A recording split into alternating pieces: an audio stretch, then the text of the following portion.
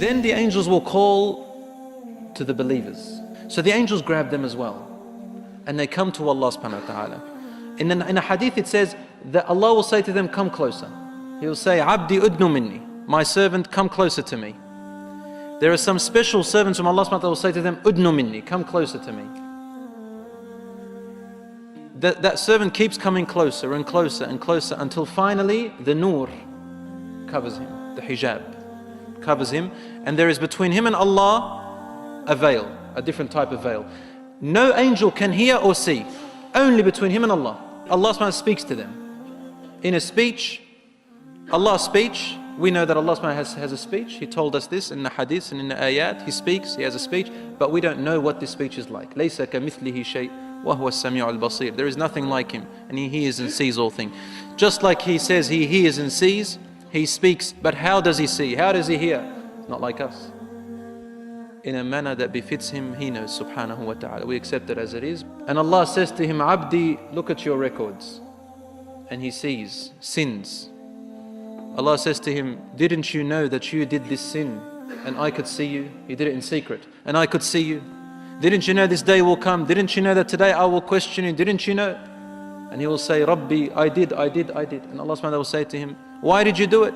Finally the servant will say, oh my Lord, for you to throw me into hellfire is easier than to judge me and me standing before you with this sin.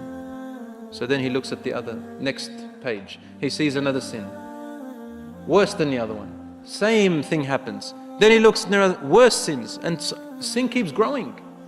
And this poor believer is sitting there saying, my Lord, in the end he says, Khalas, I'm actually going to hellfire. My deeds haven't been accepted. I've done all these wrong deeds, and that's why my good deeds have been invalid. So when he is certain that he's going to end up in hellfire, Allah says to him, Abdi, you know how you kept it a secret in the former life? He says, yes. He said, why did you keep it a secret? He says, because I was ashamed of my sin, my Lord. He says, Satartuha alayka fid dunya. Don't you see I kept it a secret in the former life? I didn't expose you. And that was part of my mercy.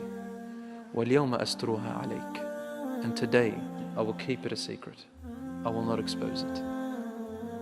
In one other hadith, Allah subhanahu wa ta'ala says to some of them, you knew a fault of your brother and you covered it. Today, I will cover yours. He turns the page and he sees his first good deed.